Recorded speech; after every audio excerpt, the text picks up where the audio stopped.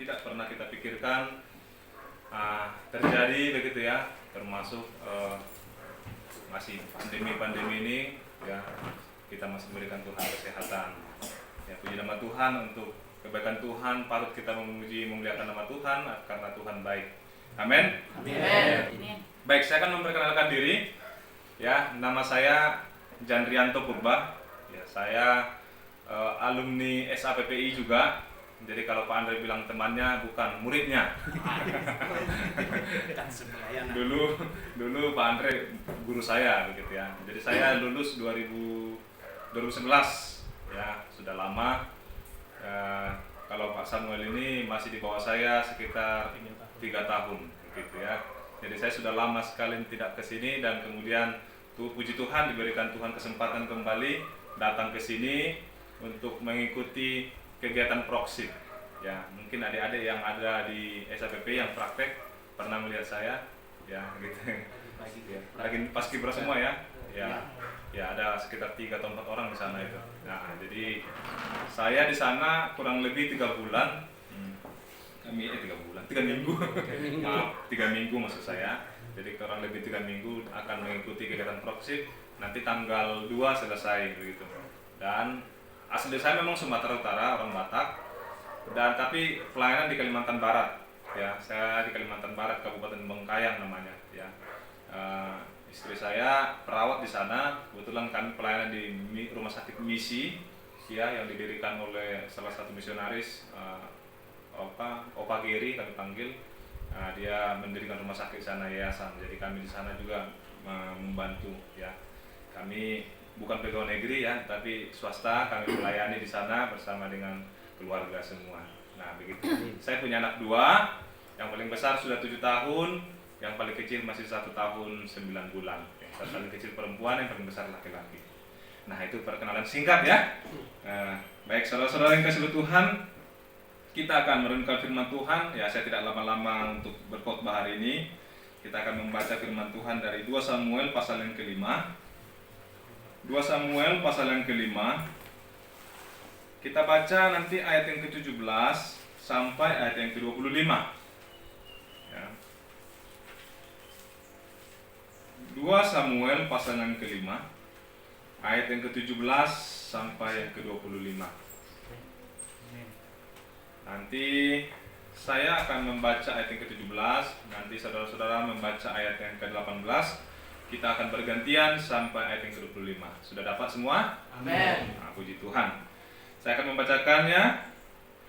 Daud memukul kalah orang Filistin. Ketika didengar orang Filistin bahwa Daud telah diurapi menjadi raja atas Israel, maka majulah semua orang Filistin untuk menangkap Daud. Tetapi Daud mendengar hal itu, lalu ia pergi ke kubu pertahanan. Ketika orang Filistin itu datang dan memecah kedua Bertanyalah Daud kepada Tuhan, apakah aku harus maju melawan orang Filistin itu? Akan kau serahkankah mereka ke dalam tanganku? Tuhan menjawab Daud, majulah, sebab aku pasti akan menyerahkan orang Filistin itu ke dalam tanganmu. Lalu datanglah Daud di kota Filistin dan memukul mereka kalah di sana. Berkatalah ia, Tuhan telah menerobos musuhku di depanku seperti air menerobos. Sebab itu orang menamakan tempat itu Baal Perasim. Orang Filistin itu meninggalkan berhalanya di sana. Lalu Daud dan orang-orangnya mengangkatnya. Ketika orang Filistin maju sekali lagi dan memecah di lembah Efraim, maka bertanyalah Daud kepada Tuhan, dan ia menjawab, janganlah maju, tetapi buatlah gerakan lingkaran sampai ke belakang mereka, sehingga engkau dapat menyerang mereka dari jurusan pohon-pohon kertau. Dan bila engkau mendengar bunyi derap langkah di puncak pohon-pohon kertau itu, maka haruslah engkau bertindak cepat, sebab pada waktu itu Tuhan telah keluar berperang di depanmu untuk memukul kalah tentara orang Filistin. Dan Daud berbuat demikian seperti yang diperintahkan Tuhan kepadanya.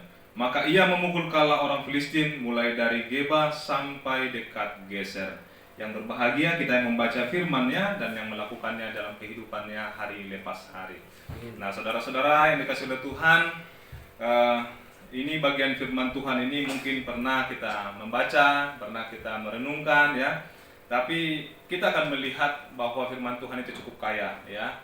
Saya akan membagikan bagi kita, memperlihatkan bagi kita hari ini satu tema yang akan kita renungkan, yaitu memulai bersama Allah ya. Memulai bersama Allah. Nah, saya mau bertanya dulu ya, adik-adik secara khusus ini, siapa yang tadi pagi berdoa meminta kepada Tuhan dengan aktivitas sepanjang hari ini Tuhan akan menolong, atau paling tidak berdoa lah? Siapa? Semua? Ada ya? Karena rutin ya Pak ya? Saat teduh.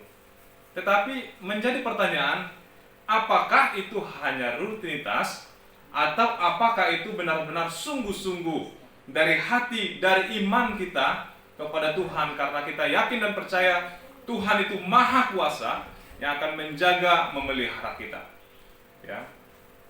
Kalau kita tidak menyadari akan panggilan Tuhan, kalau kita tidak pernah mengerti akan suara Tuhan ya, adik-adik juga termasuk yang dari sini, ada yang dari Nias dengar, ada yang dari mana datang ke sini, kalau tidak pernah menyadari bahwa Tuhan yang membawa adik-adik ke sini, kita semua ada di sini, maka kita akan merasa cepat jenuh, cepat bosan, ya. Tidak terima ditegur, tidak terima diajari, ya. Kita akan marah, kita akan emosi, kita akan cari lawan, cari masalah, pokoknya itu akan terjadi. Nah, itu terjadi bukan hanya di STT, tetapi juga kelas-kelas adik-adik yang masih remaja, itu terjadi, ya. Nah, oleh karena itu kita melihat bagaimana kehidupan Raja Samuel ya, Raja Daud ya, maksud saya di dalam satu Samuel ini, karena dapat Samuel jadi ingat Samuel. Ya.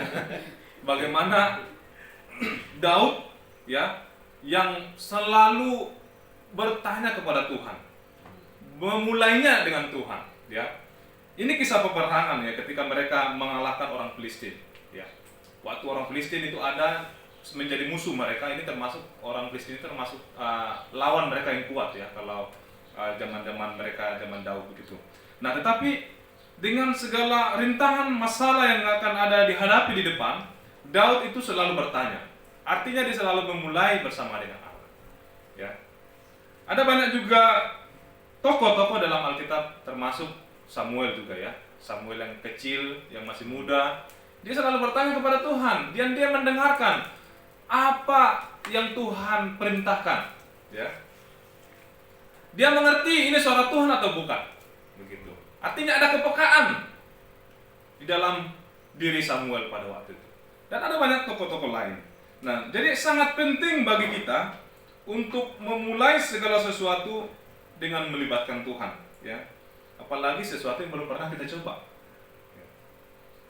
Daud boleh dikatakan dia bukan dari kalangan militer, bukan juga keluarga dari militer, bukan juga orang yang sudah banyak latihan militer, tidak.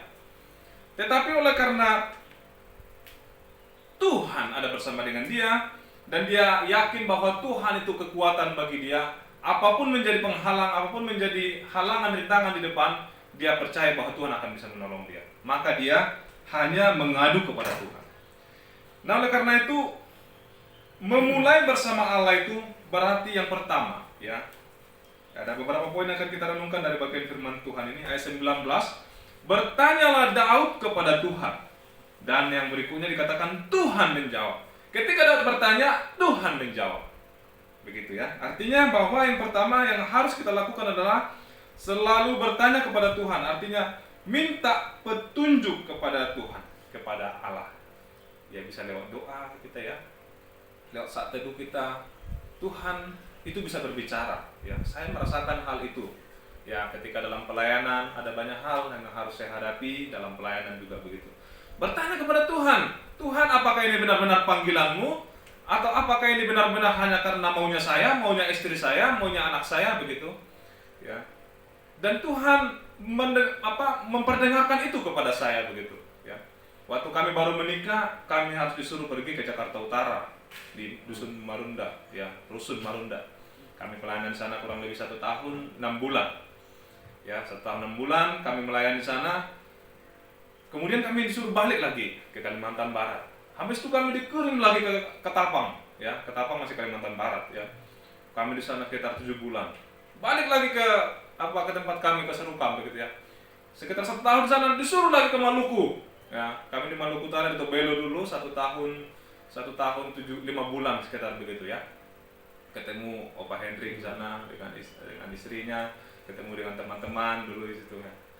Nah, saya merasa bahwa ini maunya saya atau maunya lembaga atau maunya Tuhan begitu. Tetapi setelah kita mengevaluasi melihat semuanya itu apa yang sudah terjadi dalam pelayanan kita, kita sadar, iya, ternyata itu maksud Tuhan ada. Makanya ketika kita dalam pelayanan itu, kita merasa bahwa semuanya Tuhan pelihara. Pelayanan itu berjalan dengan baik. Berkat Tuhan mengalir bagi orang yang kita layani, bagi saya pribadi juga, itu terasa begitu. Nah, oleh karena itu, memang berbeda kalau dari Daud, ketika dia bertanya, Tuhan langsung menjawab. Tapi berbeda dengan kita, ya. Masing-masing semua kita kepekaannya berbeda. Ya, saya punya kepekaan berbeda, Pak Samuel punya kepekaan berbeda terhadap suara Tuhan. Tetapi kita diajarkan untuk tetap peka terhadap suara Tuhan. Ya, untuk tetap peka terhadap suara Tuhan. Kita akan selalu melihat dari sisi hal-hal baiknya, bahkan hal-hal tidak baiknya pun kita bisa melihat bahwa Tuhan baik. Ya, walaupun itu hal yang tidak baik, menurut kita Tuhan juga ada di situ mengerjakan hal-hal yang baik. Percaya atau tidak? Ya, betul ya. Ketika kita merasa, wah ini rasanya berat, ya, menurut kita tidak baik begitu. Tapi ada maksud Tuhan. Ternyata di balik semuanya itu kita akan melihat, Tuhan baik. Ada maksud Tuhan. Nah, oleh karena itu yang pertama kita harus selalu bertanya kepada Tuhan, minta petunjuk kepada Allah, yaitu artinya melibatkan Tuhan, ya, melibatkan Tuhan di dalam setiap kehidupan kita. Nah, saya tahu adik-adik remaja ya masih labil ya, masih remaja. Ya, itu artinya kita bahwa ketika adik-adik semua dari sini bersyukur ya, dibentuk secara jasmani dan juga rohani. Tetapi secara manusia, dalam pikiran, dalam hati kita itu akan ada banyak pergejolakan. Itu saya rasakan sendiri dari dulu ya. Dan adik-adik pun saya tahu pasti itu merasakan hal itu. Tapi kalau ketika kita menjadikan Tuhan itu menjadi sandaran kita, harapan kita, maka jadikanlah dia menjadi pengaduan kita, ya. Minta kepada Tuhan kekuatan, melibatkan Tuhan, bertanya kepada Tuhan, apakah benar-benar Tuhan menginginkan kita untuk ada di mana Tuhan menempatkan kita saat ini. Tetapi saya yakin dan percaya kalau adik-adik sampai saat ini ada di sini, dan kita semua termasuk juga pengurus yang ada di sini, yakin bahwa karena Tuhanlah yang menghendaki itu. Sudah berapa tahun begitu ya, boleh Tuhan pelihara. Nah, oleh karena itu hendaklah kita untuk selalu bertanya kepada Allah, meminta petunjuk kepada Allah. Kemudian yang kedua, kita akan melihat yang kedua, mendengarkan perintahnya, ya. Yang kedua, mendengarkan perintahnya. Nah, seperti Samuel tadi ya sudah melakukan hal itu, mendengarkan perintahnya. Ya. Siapa lagi yang belum yang mendengarkan tapi mengabaikan? Siapa? Yunus ya. Dia mendengarkan ya, kamu harus pergi ke Niniwe, tapi dia pergi ke Tarsis. Dia mendengarkan tetapi mengabaikan, ya. Tapi Tuhan masih baik gak sama dia? Baik. Ya, walaupun secara manusia memang dia melalaikan panggilan, ataupun secara panggilan rohaninya ya, dia melalaikan panggilan itu, ya. Oleh karena orang ini itu sudah sangat berdosa sekali, ngapain saya ke sana katanya sama Tuhan ya. Tetapi Tuhan karena begitu sangat mengasihi ya orang Niniwe, Yunus disuruh ke sana. Tetapi Yunus mendengarkan, tetapi dia tidak melakukan. Apa yang terjadi? Tuhan sampai menghukum dia, ya. Dia harus diombang-ambingkan di laut dengan badai yang ada. Habis itu dia harus dibuang ke laut. Habis itu dia harus ditelan ikan yang besar, ya. Buktinya dia masih sampai bisa hidup di dalam perut ikan selama 3 hari 3 malam. Dan kemudian karena kebaikan Tuhan, dia masih bisa diizinkan Tuhan untuk keluar, dimuntahkan ikan, dan dia melakukan apa yang Tuhan kehendaki. Nah, oleh karena itu, saudara-saudara yang kasih oleh Tuhan, pentingnya bagi kita untuk mendengarkan perintahnya, ya. Mendengarkan perintah Tuhan itu, apa sih yang mau Tuhan tunjukkan kepada kita? Kita harus belajar untuk mendengar perintahnya itu, karena itu sangat penting, ya. Karena itu bisa saja menyangkut nyawa orang lain, menyangkut nyawa kita. Kalau Daud saja tidak mendengarkan apa yang Tuhan perintahkan, bayangkan saja, ya, apa yang akan terjadi. Kekalahan demi kekalahan akan terjadi. Bangsa Israel akan habis punah, akan habis dibantai oleh orang Filistin pada waktu itu. Maka bangsa Israel akan terkocar-kacir kemana-mana, bahkan bisa dikalahkan, bahkan bisa dikuasai oleh orang Filistin. Tetapi oleh karena Daud belajar untuk mendengarkan apa yang Tuhan perintahkan, ya. Dikatakan Tuhan maju, dia maju. Dikatakan Tuhan jangan maju, dia tidak maju, ya. Buatlah barisan, dibuat barisan, ya. Jadi walaupun mungkin Daud memiliki pengalaman perang, ya, sebelum-sebelumnya dia mempunyai kekuatan untuk berperang dengan tentara yang banyak, tetapi dia tidak mengandalkan itu. Dia tetap meminta kepada Tuhan bagaimana caranya, ya. Dan dia melakukan seperti yang Tuhan katakan, ya. Tuhan suruh maju, ya harus maju. Tuhan suruh tidak maju, ya jangan maju, begitu. Nah, oleh karena itu, saudara-saudara yang kasih oleh Tuhan, kita melihat bagaimana kisah, ya, perjalanan hidup Daud ketika menghadapi orang Filistin bersama dengan orang Israel pada waktu itu, ya. Sesungguhnya ketika orang Filistin mendengar bahwa Daud telah diurapi menjadi raja atas Israel, mereka sudah bersepakat, orang Filistin sudah bersepakat untuk maju untuk menangkap Daud. Bahkan ada niat untuk menghancurkan, begitu, ya, supaya jangan sampai nanti orang Israel ini menguasai kita, ya. Orang Israel ini bisa mengalahkan kita, ya. Tetapi oleh karena Daud adalah orang yang diurapi oleh Tuhan, ya, dia selalu bertanya kepada Tuhan, kemudian dia mendengarkan perintah Tuhan. Kemudian yang ketiga, apa yang harus kita lakukan dari bagian firman Tuhan ini? Selain kita bertanya kepada Tuhan ataupun meminta petunjuk kepada Tuhan, yang kedua, kita harus selalu mendengarkan perintahnya. Dan kemudian yang ketiga, yang paling penting adalah melakukan, ya. Firman Tuhan mengatakan kita tidak cukup menjadi pendengar, ya, tapi kita harus menjadi pelaku, ya. Kalau kita hanya sebagai pendengar, maka itu namanya orang yang masuk kiri keluar kanan, ataupun orang yang boleh dikatakan orang yang dungu, ya, tidak mau mengerti, tidak paham, ya, hanya mendengar begitu, ya.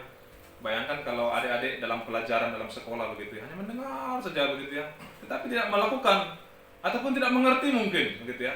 Maka yang terjadi ketika ujian yang mengerjakan apa sih tadi maksudnya gitu, bertanya lagi, apa sih tadi maksudnya, gimana sih caranya tadi, begitu. Karena tidak mendengar, karena hanya mendengar tetapi tidak memahami dan tidak melakukan apa yang dikatakan. Nah, oleh karena itu, ini yang sangat penting bagi kita, ya. Daud bertanya, iya. Meminta petunjuk kepada Tuhan, iya.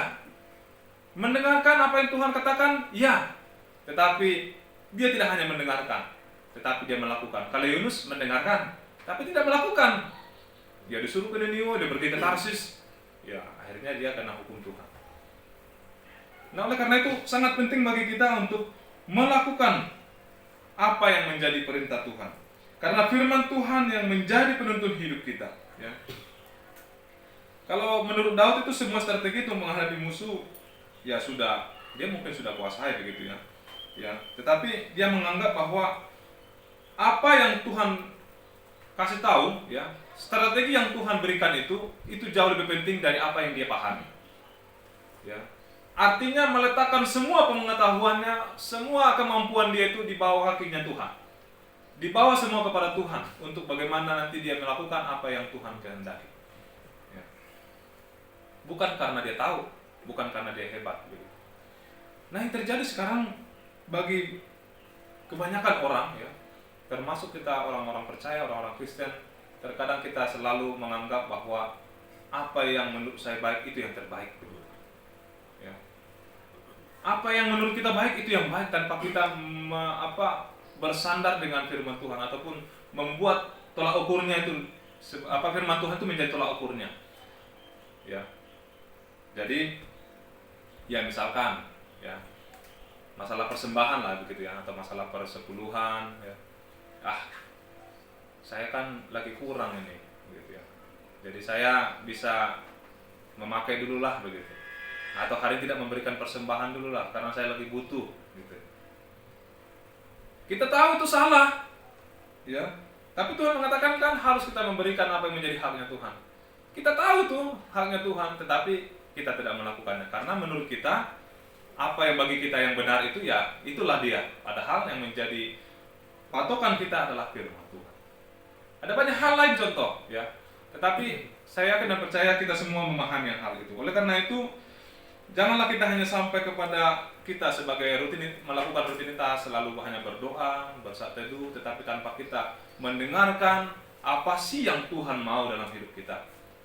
Dan jangan kita hanya sampai sebatas hanya mendengarkan, tetapi hendaknya juga kita untuk melakukan apa yang Tuhan perintahkan. Persis seperti yang Tuhan perintahkan, itu juga yang dilakukan oleh Daud. Dia tidak menambah dan tidak mengurangi. Tuhan mengatakan maju, dia maju. Tuhan mengatakan buat lingkaran, mengelilingi supaya mereka bisa keluar dari pohon-pohon kertau katanya itu, dia melakukan hal itu. Ya, dia tidak memodifikasi, tidak menambah-nambah begitu ya. Daud melakukan hal itu. Nah, oleh karena itu, saudara-saudara yang kasih oleh Tuhan, ketika kita melihat apa hasil dari ketaatan Daud, ya, orang Filistin itu bisa meninggalkan berhalanya, ya, dan ada perubahan yang positif yang terjadi. Ya, kalau kita melihat tadi pembacaan kita tadi ya, orang Filistin dari 21, orang Filistin itu meninggalkan berhalanya di sana, lalu Daud dan orang-orangnya mengangkatnya. Dan tentu ada banyak hal positif yang ada ya, kalau kita menggali semua begitu ya. Tetapi hal yang paling nampak yang kita lihat bahwa orang Filistin itu bisa meninggalkan semuanya itu. Ya. Oleh karena Daud yang begitu selalu meminta kekuatan daripada Tuhan, mendengarkan perintahnya dan melakukannya. Nah, oleh karena itu hendaknya juga dengan ketaatan kita ada di mana kita berada, itu juga membawa hal yang positif, ya, hal yang positif di lingkungan kita, di keluarga kita, bahkan di masyarakat di mana kita ada. Nah, oleh karena itu hendaknya juga kita selalu seperti Daud, ya, memberikan hal-hal yang positif itu dengan sikap kita. Kita mau mendengarkan firman Tuhan, kita mau selalu bertanya kepada Tuhan, kita mau untuk mendengarkan dan kita mau untuk melakukan, maka orang-orang yang ada di sekitar kita akan merasakan hal-hal yang positif itu. Dan itulah yang menjadi berkat bagi banyak orang. Nah, oleh karena itu, saudara-saudara yang kasih oleh Tuhan, ketika kita sudah memulai bersama dengan Allah, maka untuk sampai kepada akhir juga kita harus tetap melibatkan Allah. Ya. Ketika kita sudah memulai apa yang sudah kita mulai di tempat ini, adik-adik yang mungkin masih kelas 1 sudah memulai ada di sini, mulailah terus sampai kepada kita selesai dari tempat ini. Karena kita sudah memulai bersama dengan Allah dan akhirlah juga bersama dengan Allah. Maka nama Tuhan yang akan dipermuliakan. Amin. Amin. Puji nama Tuhan untuk firman Tuhan. Demikian firman Tuhan yang singkat yang saya bagikan kepada kita. Kiranya Tuhan memberkati kita. Mari kita berdoa. Segala puji syukur kami naikkan kepadamu ya Tuhan, untuk waktu yang ada bagi kami saat ini membaca firman-Mu dan merenungkannya. Kiranya Tuhan boleh menolong kami agar firman Tuhan itu boleh tertanam dalam hati kami. Roh Kudus boleh memeteraikannya di dalam hati kami supaya kami mengerti dan dapat melakukannya.